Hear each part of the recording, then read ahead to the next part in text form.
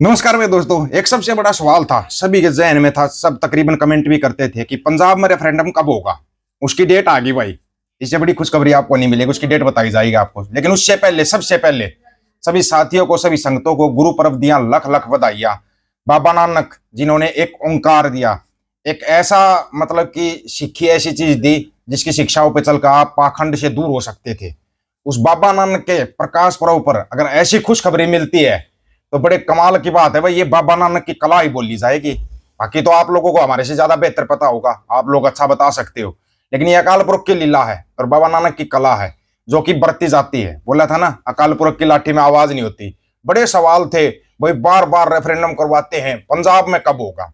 यही सवाल था ना। इन्हीं सवालों के तो आपको जवाब चाहिए थे, और जवाब बहुत जरूरी हो गए थे। क्योंकि लोगों ने क्या था, एक वो बना रखा, दूसरे देशों में ये करते हैं, उस देश में अमेरिका में करते हैं, कनाडा में करते हैं, ऑस्ट्रेलिया में करते हैं। अभी अभी पंजाब की बारी आ गई भाई, पंजाब की बारी आ गई अभी। और हाँ, डेट ध्यान से सुन लेना, कहीं फिर बाद में बार बार फोन करो कि भाई डेट बताना, डेट बताना। डेट आप ध्यान से सुन लेना भाई, डेट आपको बता रहे हैं, ध्यान से सुन लेना ताकि आपकी समझ में आ जाए। ठीक है। वाहिगुरु जी का खालसा, वाहिगुरु जी की फतेह। गुरु नानक साहब दे गुरपुरब दे उत्ते याद रखना गुरु नानक साहब दा फलसफा, ज्यो त्यों प्रेम खेलन का चाओ, सिर तर तली गली मेरी आओ, इत मार्ग पैर तरीजे, सिर दीजे कान न खींचे।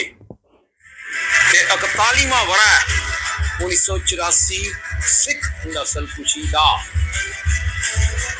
इतिहास मई 10 1985 का ਤੁਹਾਨੂੰ ਦੱਸਣਾ ਹੈ। ਜਦੋਂ ਟ੍ਰਾਂਜ਼ਿਸਟਰ ਰੈਫਰੈਂਡਮ, ਜਦੋਂ ਸਿੰਘਾਂ ਦੀ ਜ਼ਿੰਮੇਵਾਰੀ ਲੱਗੀ, ਸਭ ਤੋਂ ਪਹਿਲਾਂ ਸ਼ਹੀਦ ਭਾਈ ਅਲੋਕ ਸਿੰਘ ਬੱਬਰ, ਸ਼ਹੀਦ ਭਾਈ ਇਕਬਾਲ ਸਿੰਘ ਬੱਬਰ ਰਾਏਪੁਰ, ਸ਼ਹੀਦ ਭਾਈ ਮਨਮੋਹਨ ਸਿੰਘ ਖਾਲਸਾ ਅੰਮ੍ਰਿਤਸਰ, ਇਹਨਾਂ ਦੀ ਜ਼ਿੰਮੇਵਾਰੀ ਲੱਗੀ ਕਿ ਜੂਨ 84 ਦੇ ਵਿੱਚ ਅੰਮ੍ਰਿਤਸਰ ਨਸਲ ਕੁਸ਼ੀ ਹੋਈ ਹੈ, ਦਰਬਾਰ ਸਾਹਿਬ ਢਹਿ ਢੇਰੀ ਕੀਤੇ ਗਏ ਹੈ।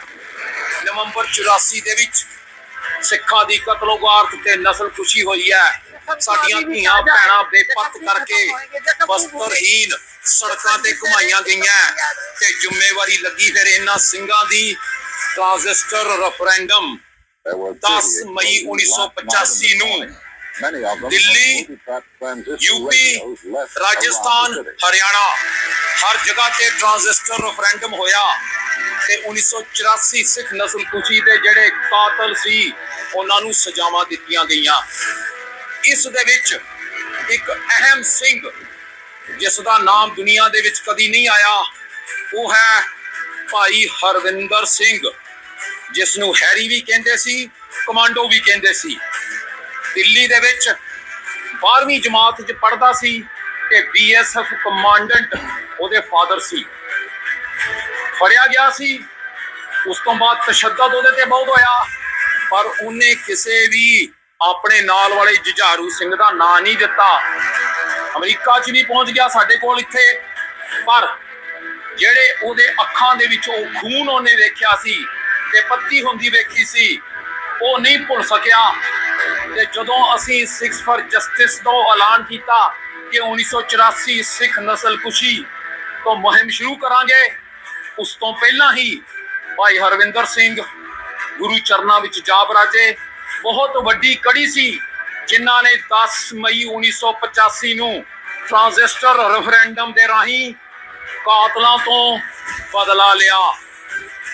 ਅੱਜ ਇੱਕ ਵਾਰ ਫੇਰ ਟ੍ਰਾਂਜ਼ਿਸਟਰ ਰੈਫਰੈਂਡਮ 26 ਨਵੰਬਰ 2025 ਭਾਰਤੀ ਸੰਵਿਧਾਨ ਦਾ ਦਿਹਾੜਾ ਹੈ।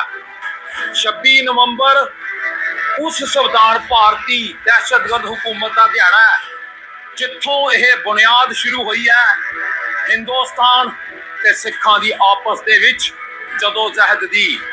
ਉਸ 26 ਨਵੰਬਰ 2025 ਨੂੰ ਇੱਕ ਵਾਰ ਫੇਰ ਟ੍ਰਾਂਜ਼ਿਸਟਰ ਰੈਫਰੈਂਡਮ ਕਰਵਾਇਆ ਜਾਏਗਾ।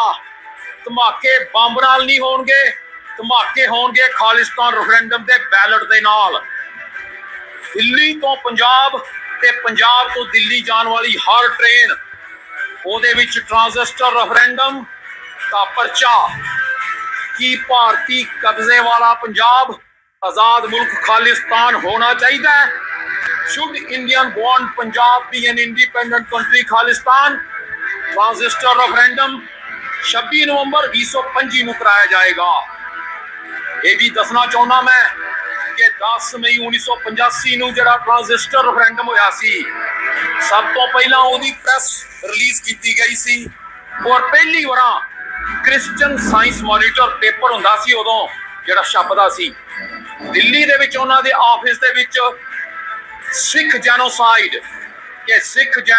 ਜਿਹੜਾ ਨਵੰਬਰ 1984 ਨੂੰ ਹੋਇਆ ਤੇ ਜਿਹੜਾ ਦਰਬਾਰ ਸਾਹਿਬ ਤੇ ਹਮਲਾ ਹੋਇਆ, ਭਾਰਤੀ ਹਕੂਮਤ ਨੇ ਜੈਨੋਸਾਈਡ ਕੀਤਾ, ਉਹ ਛਪਿਆ ਸੀ।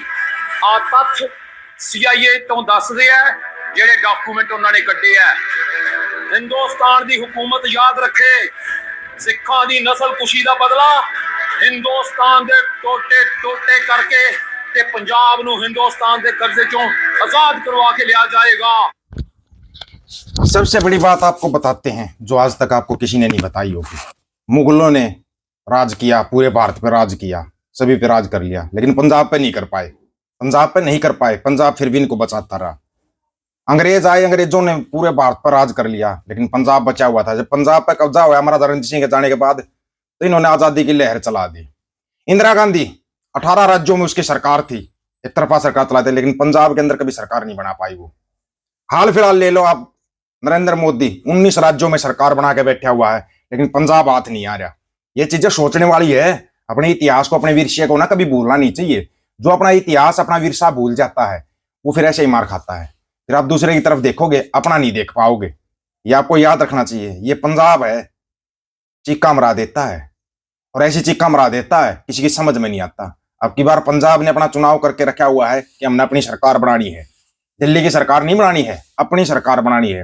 जैसे MK स्टालिन की सरकार है, जैसे ममता बनर्जी की सरकार है, वो सरकार बनानी है। उस सरकार के लिए ना सभी का सहयोग चाहिएगा, सभी की एकता चाहिएगी। और पंजाब में होने जा रहा है रेफरेंडम, किस तरीके से होगा, कैसे होगा, वो आपको बता दिया गया है। वो उसके बाद पूरे पर्चे छप जाएंगे, सबको पता लग जाएगा कैसे रेफरेंडम होगा। वोटिंग अब की बार पंजाब के लोग भी कर पाएंगे। पंजाब के लोग अब की बार वोटिंग करेंगे रेफरेंडम की। बड़ा कमाल की बात नहीं है। रास्ता निकल जाता है, रास्ता निकालने वाला होना चाहिए। और आज इतना शुभ दिन है, इतना शुभ दिन है आज तो बाबा नानक का प्रकाश पर्व। इससे बड़ा शुभ दिन बाबा नानक के प्रकाश पर्व के ऊपर अगर ऐसी न्यूज आती है तो सबको खुश होना चाहिए। खुशी की बात है, मान वाली बात है ये।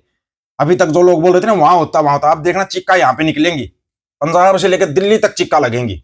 और ऐसी चिक्का लगेंगी, लोग देखना फिर बिना बात के ना किसी को फंसाते फिरेंगे, किसी को फंसाएंगे बिना बात के। तू ये था, नाजायज बच्चों को जेलों के अंदर डाला जाएगा। इसकी तरफ भी ध्यान देना, सभी संगतों को ध्यान देना। पहले बता रहे हैं इस बात को, हम ध्यान रखना। ये कुछ भी कर सकते हैं, ये तानाशाही के जिस हिसाब से चल रहे हैं ना। और पंजाब का तो आदत में शामिल रहा। पंजाब किम भाई, पंजाब दबता नहीं है, खालसा राज करने के लिए पैदा हुआ है। आप लोगों की क्या राय इसके बारे में? आप अपनी राय रखना, आपकी राय का इंतजार रहेगा। सभी साथियों को राम राम, नमस्कार, आदाब, सत श्री अकाल। वीडियो को ज्यादा से ज्यादा शेयर, चैनल को सब्सक्राइब, बेल आइकन को जरूर दबाना दोस्तों। ऑफिशियल दीपक और यूट्यूब चैनल बात हक और सच की करेंगे। हक सच की बात हम करेंगे। वीडियो को शेयर करने की जिम्मेवारी आप लोगों की है। गज के आखो, वाहिगुरु जी का खालसा, वाहिगुरु जी की फतेह।